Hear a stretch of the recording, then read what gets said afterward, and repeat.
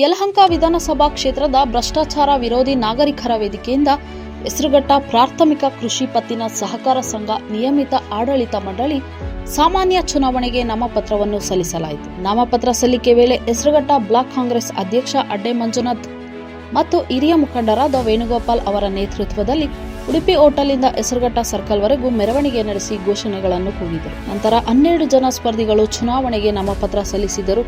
ಇವರಿಗೆ ಅಡ್ಡೆ ಮಂಜುನಾಥ್ ಅವರು ಸಾಥ್ ನೀಡಿದರು. ಈ ಸಂದರ್ಭದಲ್ಲಿ ಹೆಸರುಘಟ್ಟ ಹಿರಿಯ ಮುಖಂಡರಾದ ವೇಣುಗೋಪಾಲ್, ಕೆಪಿಸಿಸಿ ಸದಸ್ಯರಾದ ಸೋಲ್ದೇವನಹಳ್ಳಿ ವೆಂಕಟೇಶ್ ಮೂರ್ತಿ, ಯಲಹಂಕ ಗ್ರಾಮಾಂತರ ಬ್ಲಾಕ್ ಕಾಂಗ್ರೆಸ್ ಅಧ್ಯಕ್ಷ ಶ್ರೀನಿವಾಸ್, ಯಲಹಂಕ ಕಾಂಗ್ರೆಸ್ ಅಧ್ಯಕ್ಷ ರವಿ, ದಾಸನ್ಪುರ ಬ್ಲಾಕ್ ಕಾಂಗ್ರೆಸ್ ಅಧ್ಯಕ್ಷ ಮೂರ್ತಿ, ಮುಖಂಡರಾದ ಡಿಸಿ ಗಂಗಾಧರ್ ಗೌಡ ಹಾಗೂ ಇನ್ನೂ ಹಲವು ಹಿರಿಯ ಮುಖಂಡರುಗಳು ಉಪಸ್ಥಿತರಿದ್ದರು.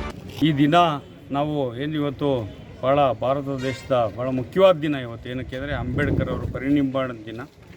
ಅವರು ದುಡಿಯುವ ವರ್ಗದ ಜನಸಮುದಾಯಕ್ಕೆ ಒಂದು ವಿಮೋಚನೆ ಕೊಟ್ಟ ನಾಯಕರು.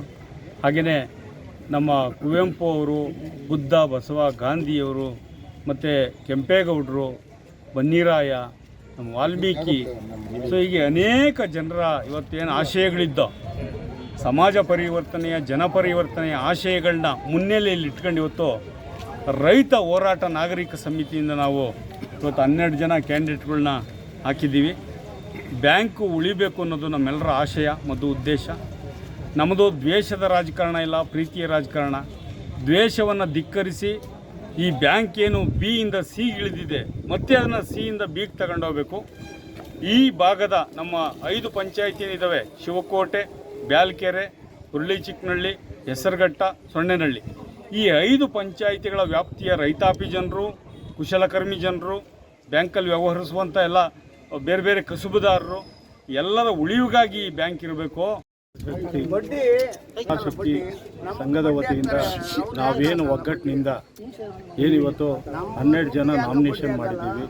ಇವತ್ತು ನಾವು ಈ ನಾಮಿನೇಷನ್ ಮಾಡೋ ಉದ್ದೇಶ ಇಂದಿನ ಒಂದು 3 ಪೀರಿಯಡ್ಗಳ ಕಾಲ ಏನಿವತ್ತು ಏನೋ ಒಂದು ಬಾಡಿ ಇತ್ತು, ತುಂಬ ಅದನ್ನು ನಮ್ಮ ಈ ಸಂಘನ ಬಿ ಗ್ರೇಡ್ ಇದ್ದಂಥ ಸಂಘನ ಸಿ ಗ್ರೇಡಿಗೆ ತೊಗೊಂಡೋಗಿದ್ದಾರೆ.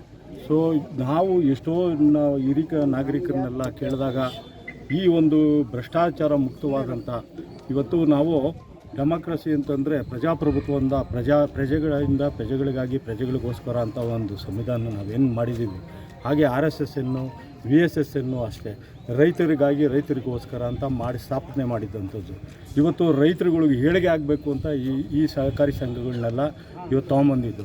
ನಾವು ಈ ಸಹಕಾರಿ ಸಂಘಗಳನ್ನ ರೈತರಿಗೆ ಉಪಕಾರ ಮಾಡ್ದೇನೆ ನಮ್ಮ ಸ್ವಾರ್ಥಕ್ಕೋಸ್ಕರ ನಾವೆಲ್ಲ ಏನಿವತ್ತು ಬಾಡಿಲಿ ಎಲೆಕ್ಟ್ ಆಗಿದ್ದೀವಿ ಅವರೆಲ್ಲ ಸ್ವಾರ್ಥಕ್ಕೋಸ್ಕರ ಬಳಸ್ಕೊಂಡು ಎಲ್ಲೋ ಒಂದು ಕಡೆ ಈ ಸಂಘಗಳನ್ನ ನಿಷ್ಕ್ರಿಯ ಮಾಡ್ತಾ ಇರೋವಂಥ ಇದಕ್ಕೆ ನಾವು ಹೋರಾಟ ಮಾಡಬೇಕು. ಮತ್ತು ನಾವೆಲ್ಲ ಸೇರಿಕೊಂಡು ಒಗ್ಗಟ್ಟಿನಿಂದ ನಾವು ಇದನ್ನು ಏನನ್ನ ಮಾಡಿ ನಾವು ಉಳಿಸ್ಬೇಕು ಅನ್ನೋದಕ್ಕೆ ಸಮನ್ವಯ ಸಾಧಿಸೋಕ್ಕೋಸ್ಕರ ಎಲ್ಲ ಹಿರಿಕರೆಲ್ಲ ಸೇರಿ ನಾವು ಒಂದು ಸಮನ್ವಯವಾಗಿ ಒಂದು 12 ಅಭ್ಯರ್ಥಿಗಳನ್ನ ಇವತ್ತು ಇದು ಭ್ರಷ್ಟಾಚಾರ ಮುಕ್ತವಾಗಿ ಮಾಡಬೇಕು ಅಂತ. ವರದಿ ಹನುಮಂತರಾಜು, ಮೆಂಡು ನ್ಯೂಸ್ ನೆಟ್ವರ್ಕ್, ಸತ್ಯದ ಕನ್ನಡಿ.